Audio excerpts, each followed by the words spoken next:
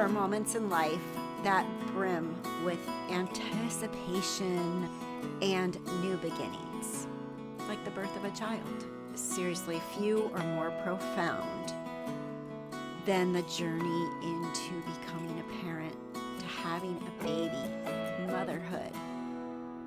For many, it's a path filled with joy and connection and overwhelming exhaustion and undeniable love for a brand new child. Yet, hidden beneath the surface of this beautiful life experience, for some lies a deep darkness, a medical storm that can tragically transform the most cherished moment in your life into an unimaginable nightmare.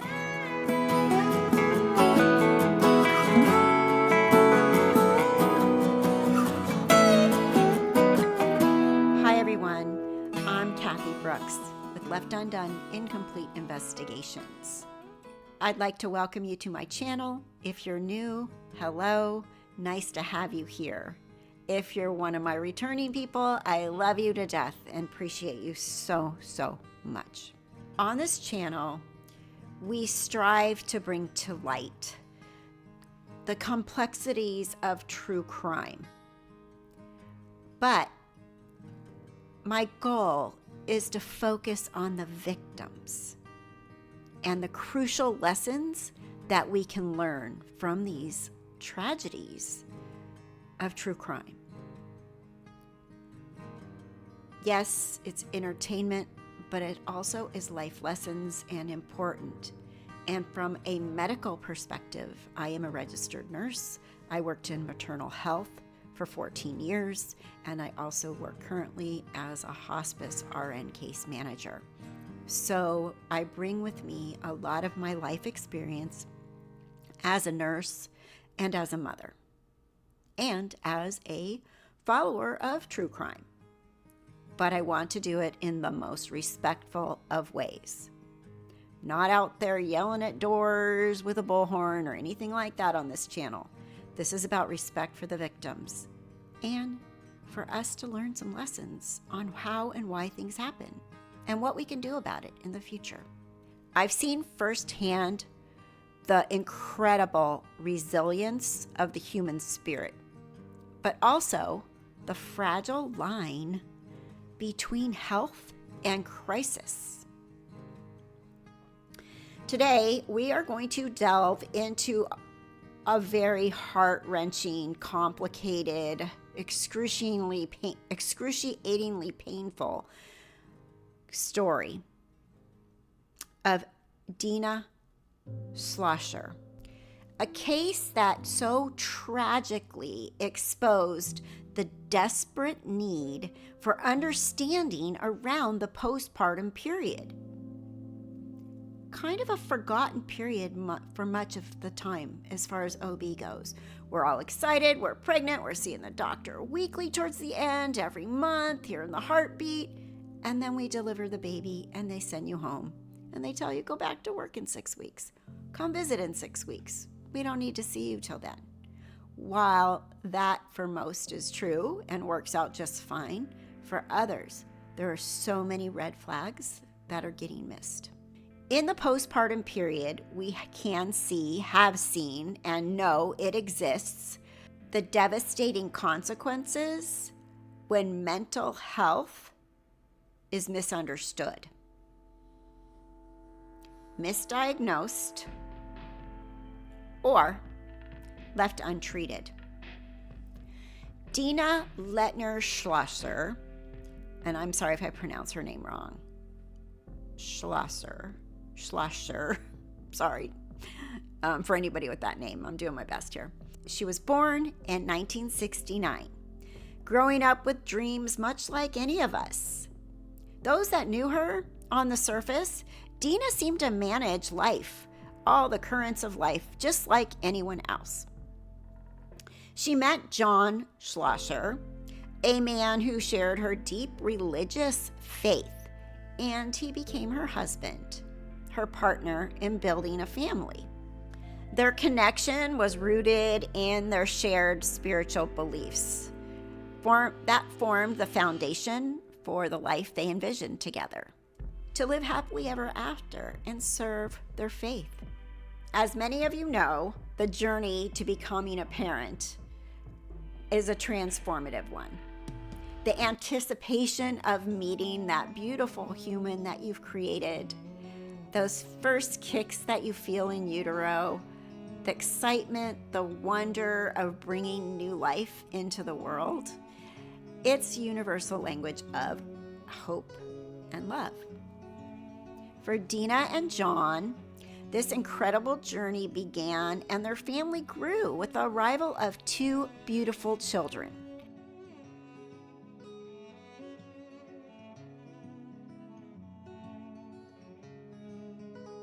The home in Plano, Texas was likely filled with everyday sounds of young family laughter, children playing, shouts and comforting rhythm of children growing.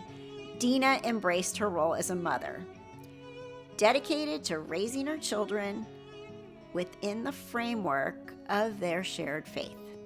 You know, the joys, the sleepless nights, the milestones, all the familiar moments that define early parenthood were surely a part of their lives, just as they are for so many of you that are watching right now. We all have those memories if we're mothers. But for some mothers, the postpartum period, a time often idealized as one of pure bliss, can become a battleground. As a nurse specializing for 14 years in maternal care, I can tell you that what many might dismiss as baby blues can, for a terrifyingly small percentage of the population, escalate into something far more severe and truly dangerous. A medical emergency known as postpartum psychosis. It's a condition where the line between reality and delusion blur, leading to terrifying thoughts and tragically, sometimes unthinkable actions. The path to parenthood, while often very joyous, can also unearth profound vulnerabilities. For Dena, this proved tragically true. Even before the events that would draw her into the public eye, Dena had faced significant mental health challenges. Records show that Dena was diagnosed with bipolar disorder with psychotic features. It's a serious condition that can involve extreme mood swings from manic behavior, highs to depressive lows, sometimes accompanied by detachment from reality. As a healthcare professional, I have seen how crucial early intervention and consistent management are for conditions like this. But mental illness, especially when intertwined with faith or societal misunderstanding, can be incredibly complex to navigate, both for the individual and their loved ones. And I think we saw a lot of this with Lori Vallow. Although I don't know what her mental health diagnosis is, we do know that she does have hyper-religiosity, which combined with whatever went on in her mind, her delusions, caused her to do the unthinkable. Although Lori Vallow is a completely different case, and she is very narcissistic and manipulative. This is a totally different story. But just that concept of the religious, the faith, and the mental illness combined, and people going into denial mode about understanding what's going on or seeing the red flags, is very similar. In the midst of Dena's struggles, the Schlosser family continued to grow. In the fall of 2004, Dena gave birth to her third child, a beautiful baby girl that they named Baby Margaret. The arrival of the new baby is typically a time of immense celebration. We got a new baby sister. I remember when my baby sister was born. It was thrilling as a older sibling to get that new baby in the house. But it's typically a time of immense celebration and adjustment. Lots of adjustment. But for a mother like Dena, who's already battling a severe mental illness like bipolar disorder, the postpartum period presents a heightened and very specific risk. You are more at risk for postpartum psychosis if you already have a mental health disorder. Just days after Margaret's birth in January of 2004, Dena suffered a seizure and attempted suicide by drowning herself in a bathtub. This alarming event immediately led her to hospitalization and was a clear, desperate plea for help, recognized by authorities as a psychotic episode. Following this incident, Child Protective Services, CPS, they became involved. They investigated concerns, noting instances like Dena being seen running down the street with one of her daughter's bicycles after her, and a child reporting that Dena had left baby Margaret, then only 6 days old, alone in the apartment. CPS found Dena suffering from postpartum depression and a psychotic episode at that time. She was hospitalized, agreed to counseling, and saw a psychiatrist. Yet, heartbreakingly, after 7-month investigation, CPS ultimately closed the case, concluding they were assured that mom was stabilized and that she was at no risk to herself or her children. Despite the brief CPS intervention, Dena's condition continued to spiral. Her delusions grew more intense, more chillingly involving her children. John, her husband, observed this terrifying change. However, influenced by the teachings of their church, the Water Life Church, its pastor, Doyle Davidson, who reportedly believed mental illness stemmed from demonic possessions and advised against medical treatment, John controversially agreed and stopped ensuring Dena took her prescribed medications. This critical decision, driven by faith but with tragic consequences, allowed her profound illness to consume her completely. So this is where understanding the postpartum period becomes absolutely critical. Our bodies undergo a cascade of hormonal changes during pregnancy and after birth. Rapid shifts in estrogen and progesterone. I mean, your body is just a wackadoodle mess with hormones after you give birth. For most women, these changes lead to common baby blues. We've all had that moment when we brought home our baby and we buried our head in the pillow and cried and didn't even know why we were crying. We were exhausted, our hormones were shifting, we were tired, our body hurt, our bottoms hurt, our stitches, our C-section, whatever happened.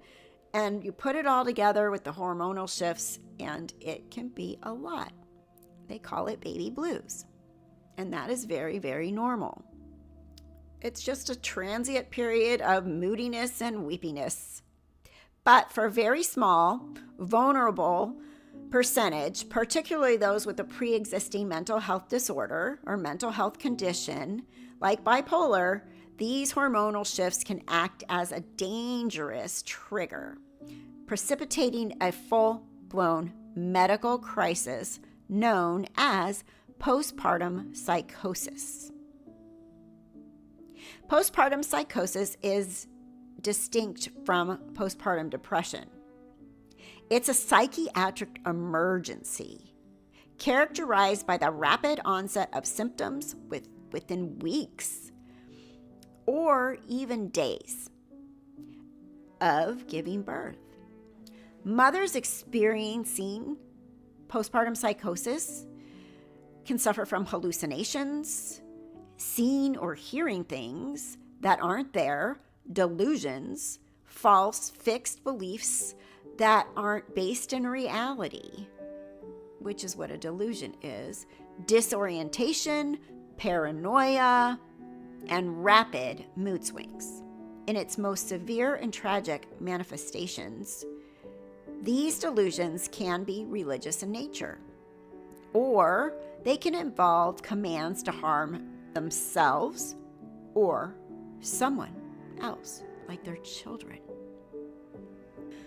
What's crucial to understand, and what was tragically misunderstood in Dena's case, is that a person experiencing postpartum psychosis is in the throes of a severe medical illness. Think of it like a heart attack that needs immediate intervention, or you're going to lose it, die, or worse, or somebody else in this case. Their ability to perceive reality is gone. Making rational decisions is gone. Or even to distinguish from right and wrong can be profoundly impaired. It's not a choice. It's a medical breakdown, a medical crisis, a medical emergency. Sadly, the arrival of baby Margaret coincided with a severe and escalating mental health crisis that would eventually spiral into unimaginable tragedy. This family, once filled with excitement of a new baby, new life, was about to enter a tragic nightmare, highlighting the desperate need for awareness in this disease. And with that awareness, intervention, immediate intervention in the face of this terrifying illness. The fragile stability in Dena's life began to unravel rapidly after Margaret's birth. Her previous struggles with bipolar disorder, now compounded by the intense hormonal shifts of the postpartum period, plunged into a full-blown psychotic break. The signs in hindsight were tragically clear to those around her. In hindsigght, hindsight's 20/20. However, awareness is key here for all of us to see these signs and know what they are. If they ever occur, they will be recognized. John, her husband, observed a terrifying change in Dena's demeanor, her behavior. Her delusions became more frequent, more intense, and chillingly began to involve the children. She reportedly believed that harming her children was a path to their salvation, a horrific distortion of her deeply held religious beliefs. This is a common and terrifying symptom of a severe postpartum psychosis. Mothers can experience command hallucinations, meaning they believe they are being instructed from a higher power to do something that is utterly against their normal nature. The Schlosser family were devout members of the Water of Life Church, led by Pastor Doyle Davidson. Tragically, Pastor Davidson had beliefs that mental illness stemmed from demonic possession, and reportedly advised against traditional medical treatments, including psychiatric medication. This advice, while assumingly well-intentioned or not, had devastating consequences. My wife is a slut. How would you like for God to give you a wife that's a slut? Lisa is a slut. Don't you mess with me, woman. Why was you trying to squirm away from me? Oh, who knows? Oh, come on! John, the husband of Dena, was influenced by these teachings. He reportedly stopped ensuring that Dena was taking her prescribed medications. That was a critical decision that allowed her illness to further spiral and spiral and spiral out of control. The alarm bells weren't only ringing within the family. Neighbors and even Dena's own sister had witnessed concerning behaviors. And rightfully, they contacted Child Protective Services, CPS, just months before the tragedy. People were concerned and reached out. Dena was observed hitting her children, and at one point she suffered a seizure and attempted suicide, an act of desperation that led her to be hospitalized. Then came November 22nd, 2004, a day that would forever be etched in the collective memory as a profound tragedy. On that Monday morning, John Schlosser left for work, like he probably normally did. Bye, Daddy, going to work. He left Dena home alone with the 3 small children, like most people normally did. It was normal to go to work, leave your wife with your children, and they get to have a wonderful day in most people's lives. But what transpired in the hours that followed was fueled by the terrifying grip of Dena's untreated psychosis. According to later testimony and police reports, Dena was experiencing intense religious delusions. The song called "He Touched Me" by Bill Gaither was playing. It's like a horror movie when you think about it. In a horrifying act driven by her psychotic break, Dena, she took a knife and inflicted unimaginable harm on her youngest child, the 10-month-old baby Margaret.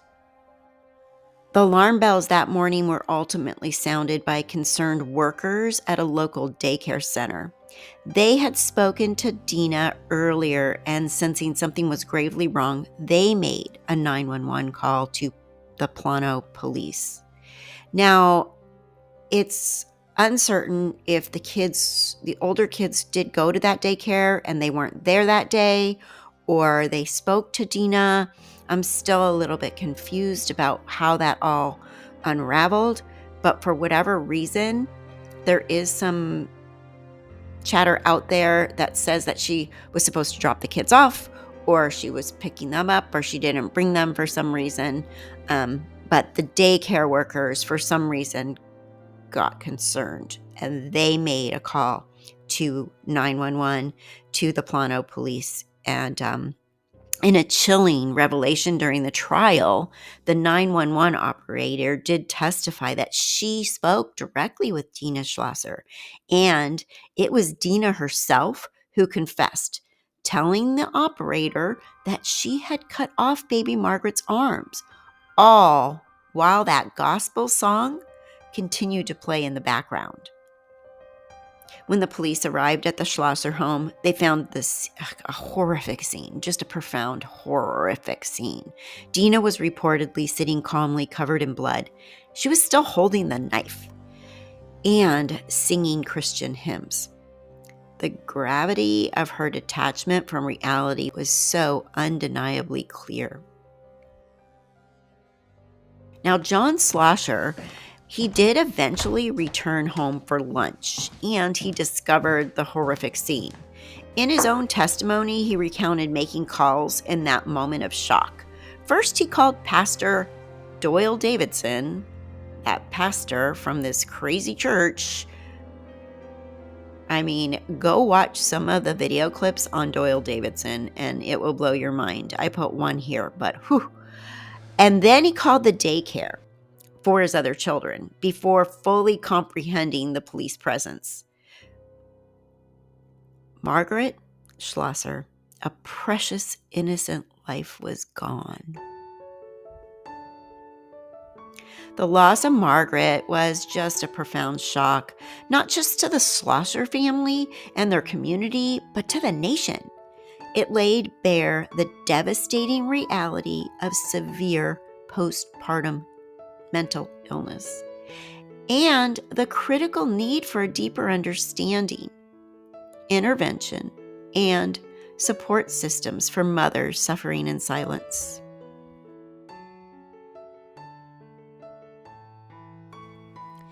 In the immediate aftermath of the unspeakable tragedy, Dena Schlosser was taken into custody. The horrifying details of what happened, what transpired within their Plano, Texas home, quickly sent shockwaves through the community across the nation. And of course, people were saying things like, how could a mother do something like that to their child? How could a mother commit such an act? Was this an act of pure evil, or was there something else at play? For those with medical understanding, like I have, and many of you probably do too that are watching, the signs of severe psychiatric crisis were undeniable. Dena's behavior and statements to authorities suggested she was profoundly detached from reality. She was not only formally charged with Margaret's murder, but the legal system quickly confronted the critical question of her mental state at the time of the crime. In Texas, like in many states across the nation, the legal standard for insanity defense is incredibly strict. It's often misunderstood by the public. It's perceived by some as simply a get-out-of-jail-free card, which it is not. But legally, it's a very narrow and specific claim that at the time of the offense, due to severe mental disease or defect, the person either did not know their conduct was wrong or did not know that their conduct was prohibited by law. It's a very high bar to meet. For Dena, her defense team would argue that she was a woman consumed by postpartum psychosis, operating under the terrifying delusion that she was acting on divine command. Utterly unaware during this postpartum psychosis of the wrongfulness of her actions. It was all irrational, and she could not comprehend what was happening. That is what her defense team was saying. But she went to trial. The trial of Dena began in February of 2006, was just a little over a year after Margaret's death. The courtroom became a battleground of medical and legal experts. The prosecution argued that despite her mental health struggles, Dena knew what she was doing. They pointed to certain actions she took as the evidence of her awareness. However, the defense presented powerful testimony from prominent psychiatric experts, including Dr. David Self and Dr. William Reed. They had evaluated Dena extensively. They testified that Dena was suffering from bipolar disorder with psychotic features, exacerbated by her recent childbirth. They described her profound delusions, her belief that she was receiving divine commands, and that events were signs of an apocalypse, and that by harming Margaret, she was ensuring her child's salvation. They painted a picture of a mind utterly fractured by illness and this illness rendered her incapable of understanding the true nature of the wrongfulness of her actions. She had no idea. This is the picture they painted. This testimony wasn't just about Dena. It was also about Margaret and the desperate hope that a greater understanding of mental illness might prevent future tragedies like this. As a nurse, this is where my professional insight truly emphasizes the distinction. It's about discerning between an act of malice and the catastrophic unraveling of a mind under the grip of severe mental illness. It's a distinction that carries profound implications for justice. After weeks of powerful and often heartbreaking testimony, the jury in Dena's case, her murder trial, they went ahead and began deliberating. Real question for jurors: is Dena Schlosser guilty or not guilty by reason of insanity? Should she go to prison or a mental hospital? On March 17th, 2006, they delivered their verdict. Hospital. We did the best we could with what we had, and we'll now see what the jury's going to do. An alternate juror, dismissed at the end of the trial, said she hadn't yet made up her mind. I think she's a very sick woman. Would I conclude? Their verdict was not guilty by reason of insanity. This verdict was not an exoneration of the horrific act that took baby Margaret's life, but a legal acknowledgement that at the moment of the crime, Dena Schlosser was so profoundly ill.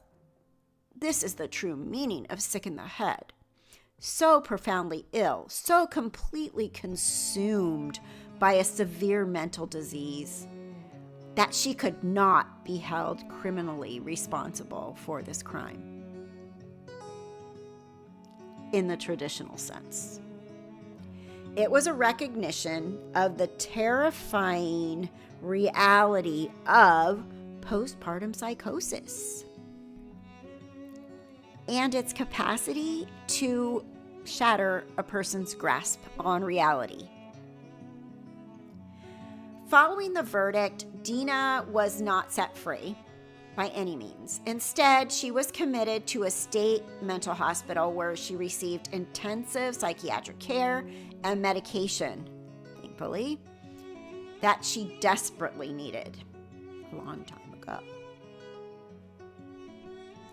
and which had been tragically absent or curtailed in the months leading up to baby Margaret's death. Over the years, reports would occasionally surface about her progress. How's Dena doing? What's her progress? And her eventual release into outpatient care. And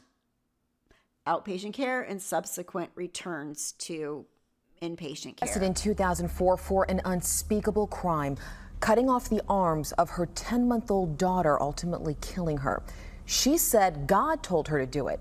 Today in Collin County, there was a hearing in the Dena Schlosser case. In 2006, a judge found her not guilty by reason of insanity and ordered her to be institutionalized. She was since released, readmitted, and then released again.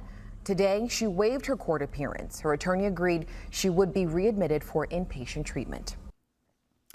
So this reflects the lifelong management of a disease like this.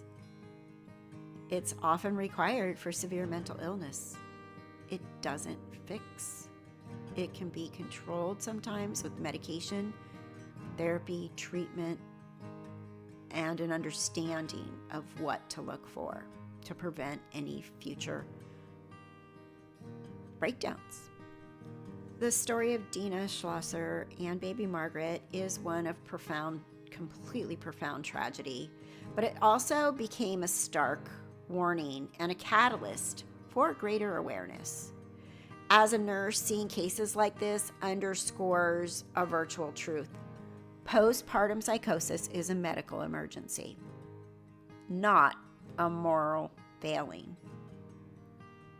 It's a treatable illness, and its devastating consequences are often preventable with a timely diagnosis, proper medication, and comprehensive support.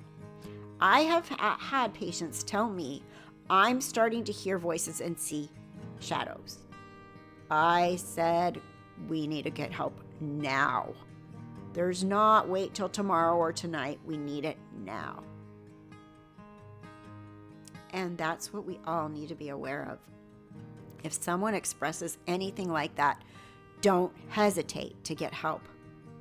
The worst thing that can happen is you can save their lives or their baby's life or their own mental health. That's the worst thing that can happen if you get help. But don't ignore the signs. Margaret's short life tragically ended by an illness that stole her mother's mind. This serves as an enduring reminder. It compels us to challenge the stigmas associated with mental health and mental health disorders. There is still a stigma, especially in the postpartum period. Grandmothers, friends, oh, I had that. I had baby blues. Yeah. It's normal. When in fact, an escalation like this could be looming. It calls on all of us, to families, communities, healthcare workers, nurses, doctors, mental health professionals, systems, faith leaders, to recognize the signs, to get these people help if this happens. Get yourself help, get your wife help, get your client help, get your patient help if this happens. And to do it without judgment, and to provide unwavering support in these times. A lot of these mothers will sit and struggle in silence and fight the demons. The stigma is there. It's still there. Some people are afraid to ask for help, and those around them are in denial. This still happens today. We can never undo what happened to baby Margaret, John, and Dena Schlosser, but by understanding this case, we can contribute to a world where Left Undone doesn't describe critical medical intervention, and where every new mother receives the care and the understanding that she deserves.